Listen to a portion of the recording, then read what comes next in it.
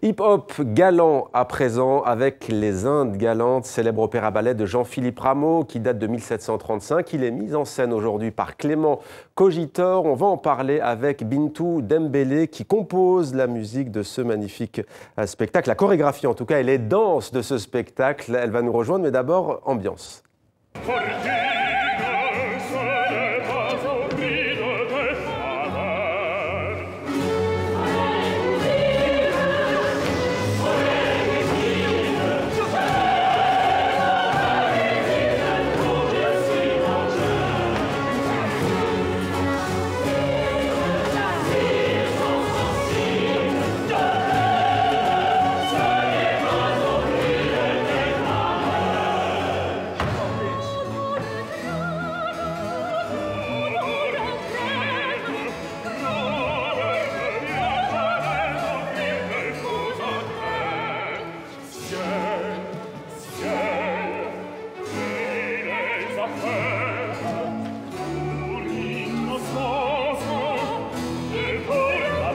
Bonsoir Bintou Dembélé, non pas la musique donc, mais la chorégraphie, ce bouquet de danse magnifique. C'est jusqu'au 15 octobre à l'Opéra Bastille à Paris. Alors avec cette adaptation des Indes galantes, le hip-hop fait son entrée sur la scène de l'Opéra de Paris. On a presque envie de vous dire normal en 2019 ou plutôt enfin?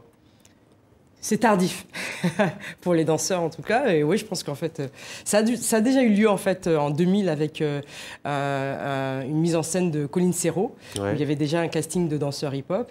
Mais effectivement, là, c'est bienvenu, on va dire. Pour vous, dans la famille, c'est pas une première en tout cas. Votre frère est déjà monté sur les... Alors, il y a l'instantané, l'improvisation du hip-hop, des danses urbaines que vous adorez, notamment qui viennent des États-Unis. Là, cette fois, il fallait conjuguer ça avec l'opéra. C'est beaucoup plus écrit. Comment on fait ? Alors effectivement, on a eu 2 ans et demi de travail pour penser cet opéra-ballet avec une première pour Clément Cogitor, une première pour moi. C'est une centaine d'artistes sur le plateau, c'est une machinerie assez conséquente, c'est tout le monde qui fait un pas de côté pour pouvoir dérégler l'œuvre en soi. Et donc effectivement, ça a été un travail d'écriture assez long, avec l'idée de réfléchir au public aussi, qui pouvait accéder à ce lieu. Et comment on impulse la manière dont les danseurs vont justement s'approprier, en tout cas réagir à la musique de Rameau? Alors ça a été assez singulier, mais un parti pris qui était assez intéressant. Pour moi, le baroque, c'est quand même quelque chose de populaire. Nos danses convoquent la rue et il y a eu un rendez-vous à cet endroit-là qui me semblait assez singulier, mais qui n'était pas aux antipodes. Ouais. Donc on a été tous surpris, que ce soit les solistes ou les danseurs ou les choristes qui sont présents sur scène. Il y a eu un rendez-vous assez intéressant et avec beaucoup d'émotions qui fait qu'effectivement, pour beaucoup, on a réussi à faire du baroque quelque chose qui aujourd'hui se conjugue avec notre contemporanéité. Vous avez dit dérégler, le mot dérégler tout à l'heure. 2 univers donc qui s'entrechoquent. Pourquoi? Pour réinventer une manière de dialoguer. On sait que vous travaillez beaucoup sur le fait colonial. Et cette œuvre, vous le rappelez souvent, ce chef-d'œuvre, c'est d'abord une commande avant tout faite à Rameau pour fêter les comptoirs de l'époque coloniale. Alors effectivement, le livret peut interroger dans sa dimension exotisante, colonialiste, et on est quand même à une période où l'expansion coloniale est son paroxysme. Pour moi, effectivement, qui travaille beaucoup sur le fait colonial, c'est une manière de pouvoir convoquer nos récits. Nous qui sommes fils et filles d'immigrés de tous les continents, c'est une manière de pouvoir faire de nos récits quelque chose qui peut être évoqué dans un lieu comme celui-ci. Oui. Donc dans ce lieu-ci, sur scène à l'Opéra Bastille, on a 2 récits qui s'affrontent, celui du vainqueur et celui du vaincu.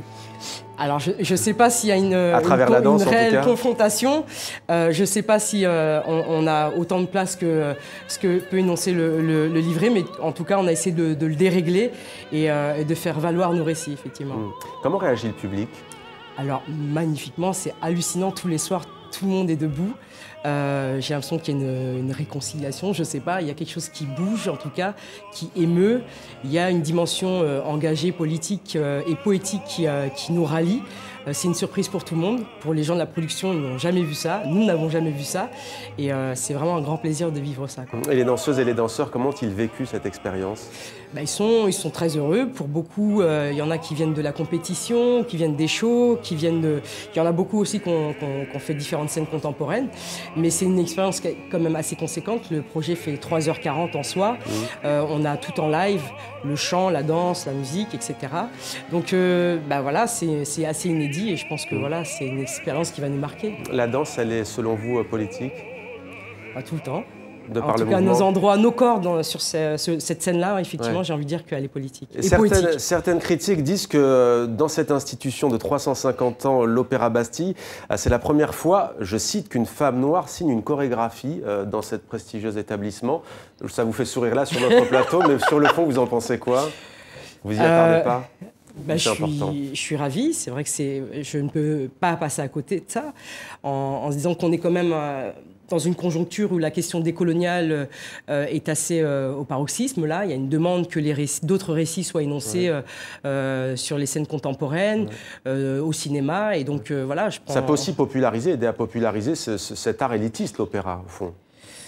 Populariser ou en tout cas laisser un peu plus de place, démocratiser peut-être, avec l'idée qu'on peut, en traversant effectivement ce lieu, pouvoir faire ressurgir une autre manière d'accéder à d'autres publics. Voilà, moi en tout cas je suis fière et ravie d'y être. Oui. Eh bien c'est jusqu'au 15 octobre à l'Opéra Bastille. Merci beaucoup Bintou Dembélé d'avoir été notre invité.